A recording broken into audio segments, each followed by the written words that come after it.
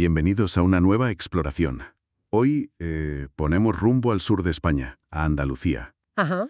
Vamos a sumergirnos en un enigma de piedra, uno que lleva ahí más de 5.800 años. Casi nada. Hablamos de los dólmenes de Antequera, unos monumentos gigantescos, del Neolítico, nada menos. Increíble, sí. Y para guiarnos vamos a usar extractos de un trabajo muy interesante. Se titula El enigma de los dólmenes de Antequera. Muy revelador, la verdad. Nuestra misión hoy, intentar descifrar qué querían decirnos sus constructores, sobre todo con la orientación tan rara de uno de ellos, el dolmen de Menga. Es que Menga es realmente especial, no es un dolmen cualquiera, ¿eh? No. Hay que imaginarse lo que era eso en su época. Hablamos del 3800 a.C., más o menos. Lejísimos. Es una cámara funeraria enorme, unos 25 metros de largo, 4 de alto. Y las piedras, construida con bloques gigantescos. He leído cifras que asustan. Sí, sí. Algunos bloques, los del techo, por ejemplo, superan las 180 toneladas. ¿180 toneladas? Es, una de las obras de ingeniería megalítica más bestias del mundo, sin duda. Es que cuesta imaginarlo. Una sociedad del Neolítico que apenas empezaba con la agricultura y eso. Claro. ¿Cómo movieron y colocaron esas moles? Pero más allá de la proeza técnica, que ya es para quitarse el sombrero, Desde luego. lo que de verdad ha tenido a los investigadores dándole vueltas siglos es la orientación. No sigue las reglas, o las que creíamos conocer. Ahí está el kit de la cuestión, el núcleo del misterio. Porque, cuando pensamos en megalitos europeos importantes. Sí, como Newgrange en Irlanda, ¿no? Exacto. El famoso túmulo de Newgrange, sabemos que su corredor se ilumina justo con el sol del solsticio de invierno. Espectacular. O Karnak, en Francia. O Karnak, claro. Miles de menhires y su disposición parece que tiene que ver con ciclos solares, lunares. Era casi un dogma, ¿sabes? Que miraban al cielo. Eso es. Estas grandes construcciones miraban al cielo, a los astros. Pero Menga pasa de eso. Su corredor, que es larguísimo, casi 20 metros, no apunta a ningún solsticio, ni equinoccio, ni a la salida de una estrella concreta. ¿No? ¿A dónde apunta entonces? Apunta, y esto es lo fascinante, con una precisión que casi da miedo, ¿eh? La desviación es menos de medio grado. ¿Medio grado? Hacia algo muy de la Tierra. El pico norte de una montaña que hay cerca, la Peña de los Enamorados. Y esa precisión es la clave. Medio grado de desviación en algo de esa escala no es casualidad, no puede serlo. No es que mire más o menos hacia la montaña, no. Es una alineación buscada, calculada, ejecutada con una intención clarísima. Nos dice que sabían lo que hacían. Y que conocían su entorno a la perfección. Tenían un propósito muy definido hace casi 6.000 años. Entonces, la pregunta que ha estado ahí flotando durante generaciones de arqueólogos es obvia. ¿Por qué? Claro. ¿Por qué dedicar un esfuerzo tan brutal, mover a cientos de personas años, para orientar esta tumba gigante hacia una montaña, y no hacia el sol como hacían otros? ¿Qué tenía esa montaña? Exacto. ¿Qué pasaba con ella? Pues durante muchísimo tiempo, la verdad, no hubo una respuesta clara. Las interpretaciones eran, de todo un poco. ¿Cómo qué?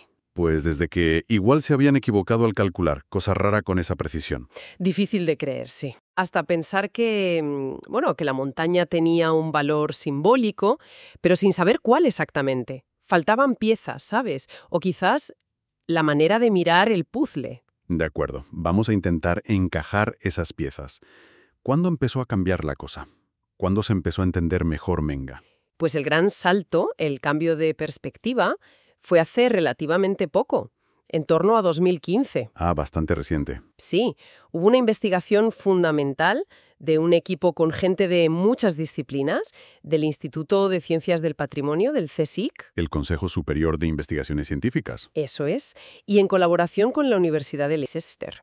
Y fue clave usar tecnología que antes, o no existía o no se usaba así en arqueología. ¿Qué tipo de tecnología? ¿Qué permitió ver que antes no se veía? Pues usaron de todo, ¿eh? Modelado 3D de altísima resolución para captar cada detalle, drones para tener vistas aéreas súper precisas. Claro, desde arriba se ve todo distinto. Y cartografía láser, el LIDAR, para mapear el terreno de alrededor con una exactitud brutal. Estas herramientas no solo sirvieron para mirar cada monumento por separado, sino para analizar cómo se relacionaban entre ellos y con el paisaje, verlo todo como un conjunto. Y ahí, Ahí saltó la sorpresa, imagino. ¿Cuál fue el gran descubrimiento de ese estudio? Pues descubrieron algo que obligó a replantearse todo el sitio. Los 3 monumentos megalíticos principales de Antequera. Menga, el Dolmen de Viera, que está al lado, y el Tolos del Romeral, que está un poco más lejos y es algo posterior. Sí, No son independientes, no son 3 cosas separadas. Forman un sistema integrado, una especie de discurso monumental único. No se conoce nada igual en toda Europa. un sistema integrado, o sea que se relacionan entre sí. ¿Cómo funciona esa integración? ¿Qué relación tienen? Pues mira, por un lado, se confirma totalmente la alineación de Menga con la Peña de los Enamorados, un referente terrestre clarísimo, como decíamos. ¿Vale? Pero es que justo al lado de Menga, a unos 70 metros, está el Dolmen de Viera. Ajá. Y Viera sí que sigue la norma. Su corredor está perfectamente alineado con la salida del sol en el solsticio de verano, o sea, una orientación puramente celestial. Anda, uno a la tierra, otro al cielo. Y para rematar el conjunto está el Romeral. Este es un tolos, es distinto, tiene falsa cúpula y es posterior. Su orientación también es astronómica, mira al solsticio de invierno. Como Newgrange, entonces. Pero ojo, mira hacia el ocaso, hacia el oeste, justo en dirección contraria a la salida del sol que marca Viera. A ver si lo pillo. Menga mira a la tierra, a la peña. Viera mira al cielo, al amanecer del verano. Y el Romeral mira al cielo, pero al atardecer del invierno, y en dirección opuesta. Exactamente. Es como una coreografía cósmica y terrestre a la vez. Vaya lío más sofisticado. Es una combinación deliberada y muy pensada. Lo que sugiere todo esto es que los constructores no se conformaron con elegir una orientación sagrada, fuera la tierra o el cielo. No. Parece que buscaron, a propósito, relacionar los dos mundos, ponerlos a hablar. Incluso con esa oposición del Romeral. Claro, al incluir esa orientación opuesta, quizás querían abarcar todos los ciclos del año o crear una especie de tensión conceptual en el paisaje. No es solo miramos al sol, es más bien integramos el cosmos, la Tierra y sus ciclos en nuestra forma de ver el mundo. Y lo dejamos grabado en piedra. Esto cambia por completo la idea que teníamos de la mentalidad neolítica. No eran solo constructores, eran paisajistas cósmicos o algo así. Algo así, sí. Y aquí es donde la Peña de los Enamorados cobra todavía más importancia. Si Menga, la más grande, la señala con tanto cuidado, no puede ser una montaña cualquiera. ¿Qué sabemos de ella, más allá de su forma? Pues muchísimo. Primero, claro, está esa forma tan curiosa que, según desde donde mires, parece una cara humana tumbada, dormida. La llaman la cabeza del indio, ¿no? Popularmente sí, pero arqueológicamente es mucho más. Las investigaciones han demostrado que la peña era un lugar importante mucho antes de la leyenda que le da nombre. ¿Ah, sí? En la cima y en las laderas se han encontrado restos importantes de asentamientos neolíticos, de la misma época en que se construyeron los dólmenes. O sea que la gente que construyó Menga probablemente vivía o hacía sus rituales en la misma montaña a la que apunta el dolmen. Muy probablemente. Era un punto dominante en el valle, se ve desde todos lados, pero también un lugar habitado, activo, según que era sagrado para la misma gente que invirtió tantísimo esfuerzo en levantar los megalitos. Claro, la elección no fue al azar. Apuntaba a un centro vital de su mundo. Exacto. Y luego está la leyenda que le da el nombre actual, la de los amantes. Sí. Esa es una historia preciosa, pero muy posterior, claro. Se pone por escrito a partir del siglo XVI. En plena frontera entre cristianos y musulmanes. Eso es. Cuenta la historia de un amor imposible entre un chico cristiano, Tello, y una princesa musulmana, Taxona. O de tribus rivales en versiones más antiguas. Una especie de Romeo y Julieta a la andaluza. Algo así. Perseguidos, deciden tirarse juntos desde la cima antes que vivir separados. Es una leyenda que ha calado mucho y le da nombre, pero hay que recordar que el lugar ya era sagrado mucho antes. Entendido. La leyenda refuerza esa idea de lugar especial, cargado de significado. Exacto. A lo largo del tiempo. Entonces, si Menga, el gigante, apunta este foco terrestre a este lugar ancestral y sagrado, ¿podría tener otra función además de ser una tumba? Se ha sugerido algo más, ¿verdad? Así es. Con esa orientación terrestre tan marcada y la conexión tan clara con un punto clave del territorio como la Peña, algunos investigadores proponen que Menga pudo funcionar también como un gran monumento territorial. Un marcador. Una especie de marcador simbólico a escala gigante. Sí. como si fuera una declaración grabada en piedra y en el paisaje. Este valle es nuestro. Ajá. Nuestra identidad, nuestro poder, nuestra memoria, están ligados a esta montaña sagrada que nos protege y nos define. Algo así. Exactamente esa es la idea. Sería una forma de hacer monumental no solo la muerte o los ancestros, sino la propia relación de la comunidad con su tierra. Una afirmación de pertenencia. De identidad colectiva, de una visión del mundo muy concreta, muy arraigada en ese paisaje de la Vega de Antequera.